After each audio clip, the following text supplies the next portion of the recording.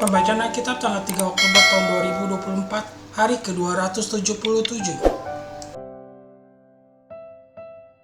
Kejadian pasal 20.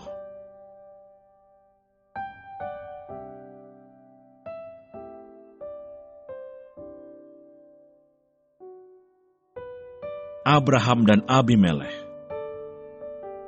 Lalu Abraham berangkat dari situ ke tanah Negeb, dan ia menetap antara Kades dan Syur. Ia tinggal di Gerar sebagai orang asing. Oleh karena Abraham telah mengatakan tentang Sarah istrinya, "Dia saudaraku," maka Abimelekh raja Gerar menyuruh mengambil Sarah. Tetapi pada waktu malam Allah datang kepada Abimelekh dalam suatu mimpi serta berfirman kepadanya, "Engkau harus mati oleh karena perempuan yang telah kau ambil itu, sebab ia sudah bersuami." Adapun Abimelekh belum menghampiri Sarah, berkatalah ia, "Tuhan, apakah engkau membunuh bangsa yang tak bersalah? Bukankah orang itu sendiri mengatakan kepadaku, 'Dia saudaraku,' dan perempuan itu sendiri telah mengatakan, 'Ia saudaraku'? Jadi hal ini kulakukan dengan hati yang tulus dan dengan tangan yang suci." Lalu berfirmanlah Allah kepadanya dalam mimpi, "Aku tahu juga bahwa engkau telah melakukan hal itu dengan hati yang tulus. Maka aku pun telah mencegah engkau untuk berbuat dosa terhadap aku. Sebab itu aku tidak membiarkan engkau menjamah dia. Jadi sekarang, kembalikanlah istri orang itu, sebab dia seorang nabi. Ia akan berdoa untuk engkau, maka engkau tetap hidup. Tetapi jika engkau tidak mengembalikan dia, ketahuilah, engkau pasti mati. Engkau dan semua orang yang bersama-sama dengan engkau." Keesokan harinya, pagi-pagi Abimelekh memanggil semua hambanya dan memberitahukan seluruh peristiwa itu kepada mereka. Lalu sangat takutlah orang-orang itu. Kemudian Abimelekh memanggil Abraham dan berkata kepadanya, "Perbuatan apakah yang kau lakukan ini terhadap kami, dan kesalahan apakah yang kulakukan terhadap engkau, sehingga engkau mendatangkan dosa besar atas diriku dan kerajaanku? Engkau telah berbuat hal-hal yang tidak patut kepadaku." Lagi kata Abimelekh kepada Abraham, "Apakah maksudmu? Maka engkau melakukan hal ini." Lalu Abraham berkata, "Aku berpikir takut akan Allah tidak ada di tempat ini. Tentulah aku akan dibunuh karena istriku. Lagi pula ia benar-benar saudaraku, anak ayahku, hanya bukan anak ibuku. Tetapi kemudian ia menjadi istriku. Ketika Allah menyuruh aku mengembara keluar dari rumah ayahku, berkatalah aku kepada istriku, 'Tunjukkanlah kasihmu kepadaku, yakni katakanlah tentang aku di tiap-tiap tempat di mana kita tiba, ia saudaraku.' Kemudian Abimelekh mengambil kambing domba dan lembu sapi, hamba laki-laki dan perempuan, lalu memberikan semuanya itu kepada Abraham. Sarah, istri Abraham, juga dikembalikannya kepadanya. Dan Abimelekh berkata, 'Negeriku ini terbuka untuk engkau, menetaplah di mana engkau suka.' Lalu katanya kepada Sarah, 'Telah kuberikan kepada saudaramu 1,000 sikal perak. Itulah bukti kesucianmu bagi semua orang yang bersama-sama dengan engkau. Maka dalam segala hal engkau dibenarkan.' Lalu Abraham berdoa kepada Allah, dan Allah menyembuhkan Abimelekh dan istrinya dan budak-budaknya perempuan, sehingga mereka melahirkan anak. Sebab tadinya Tuhan telah menutup kandungan setiap perempuan di istana Abimelekh karena Sarah, istri Abraham itu."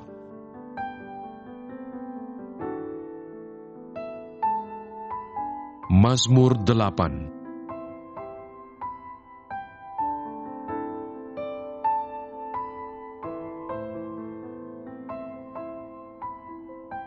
Manusia hina sebagai makhluk mulia. Untuk pemimpin biduan, menurut lagu Gitit, Mazmur Daud. Ya Tuhan, Tuhan kami, betapa mulianya namamu di seluruh bumi. Keagunganmu yang mengatasi langit dinyanyikan.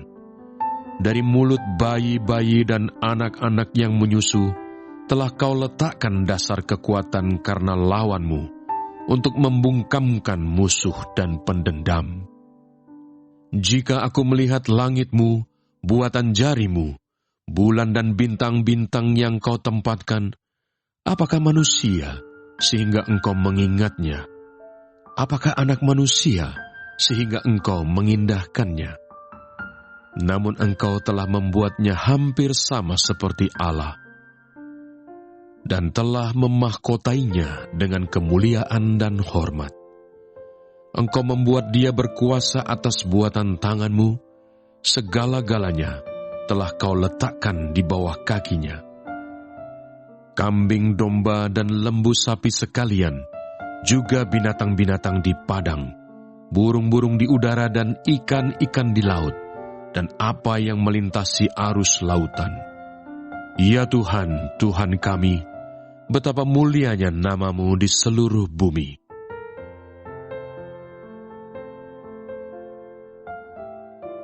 Galatia pasal 3.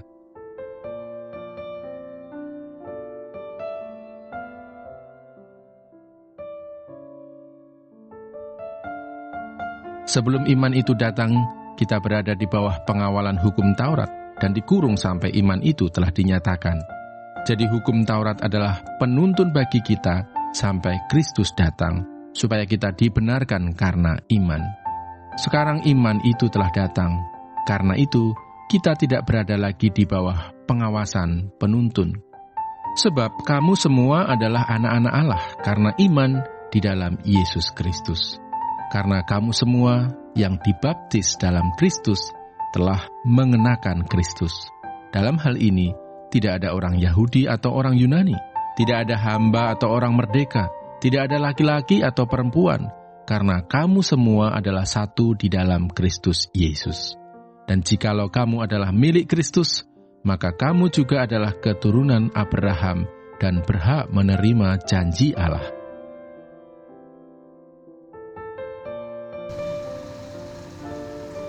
Tema hari ini, pernikahan desain ilahi.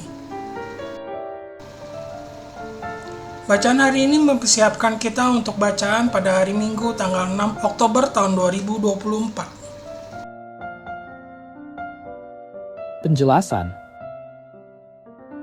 Kejadian pasal 20 ayat 1 sampai dengan 15. Bagian ini menceritakan tentang Abraham yang pindah ke Gerar, dan karena takut dibunuh, Abraham mengklaim bahwa Sarah adalah saudara perempuannya, bukan istrinya.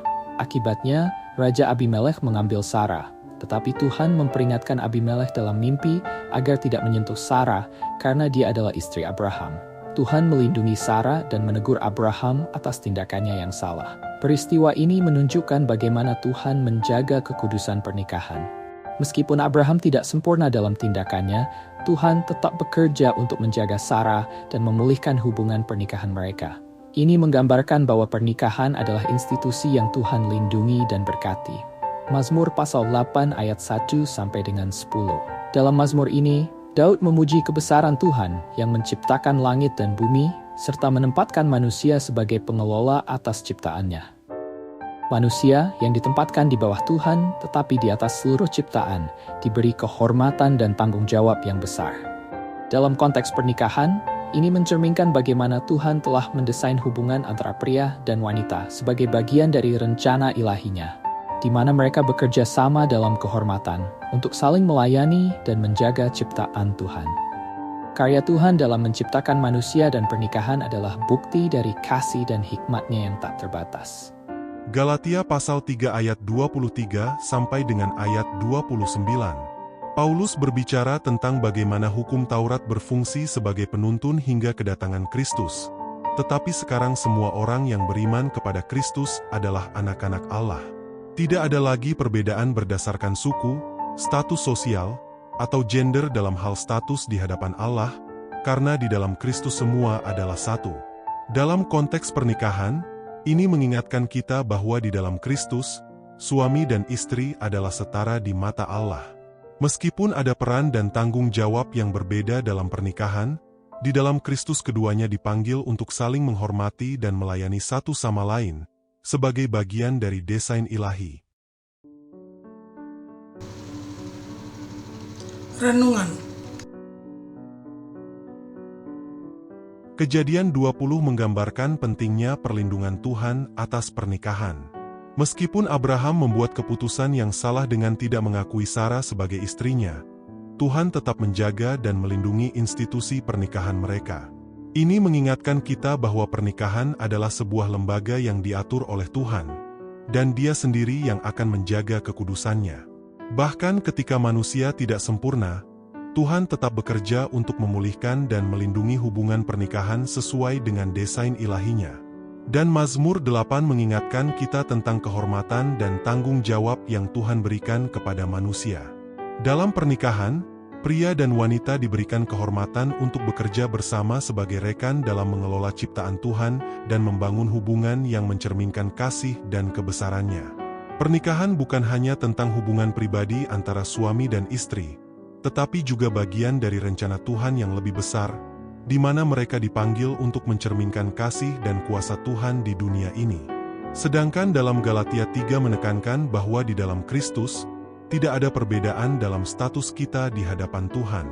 Suami dan istri adalah setara di dalam Kristus, meskipun mereka mungkin memiliki peran yang berbeda dalam kehidupan pernikahan. Dalam pernikahan yang sejati, tidak ada dominasi atau penindasan, tetapi ada saling menghormati, melayani, dan mengasihi, sesuai dengan desain ilahi yang Tuhan tetapkan. Refleksi. Bagaimana kita melihat pernikahan sebagai bagian dari desain ilahi Tuhan? Apakah kita menyadari bahwa Tuhanlah yang menjaga dan melindungi pernikahan kita, seperti yang dilakukannya pada Abraham dan Sarah?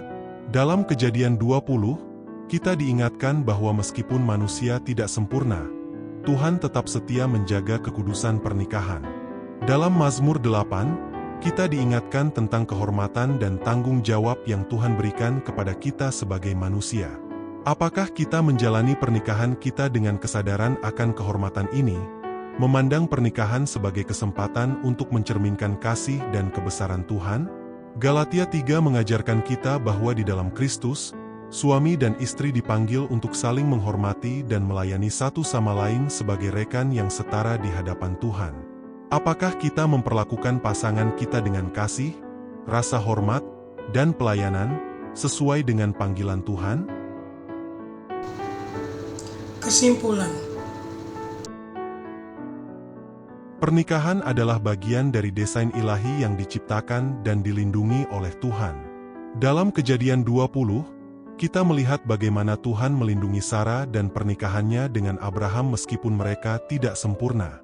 Tuhan tetap menjaga kekudusan pernikahan, menunjukkan bahwa Dia adalah pelindung utama hubungan suami istri. Mazmur 8 mengingatkan kita tentang kehormatan dan tanggung jawab yang Tuhan berikan kepada manusia, termasuk dalam hubungan pernikahan, di mana suami dan istri dipanggil untuk saling melayani dan bekerja sama sebagai bagian dari rencana Tuhan yang lebih besar. Galatia 3 mengajarkan bahwa di dalam Kristus, suami dan istri adalah setara di hadapan Tuhan, dipanggil untuk saling menghormati dan melayani satu sama lain. Dengan demikian, pernikahan yang sejati adalah pernikahan yang mencerminkan kasih, kehormatan, dan kesetaraan di dalam Kristus, sebagai bagian dari desain ilahi yang Tuhan tetapkan sejak awal.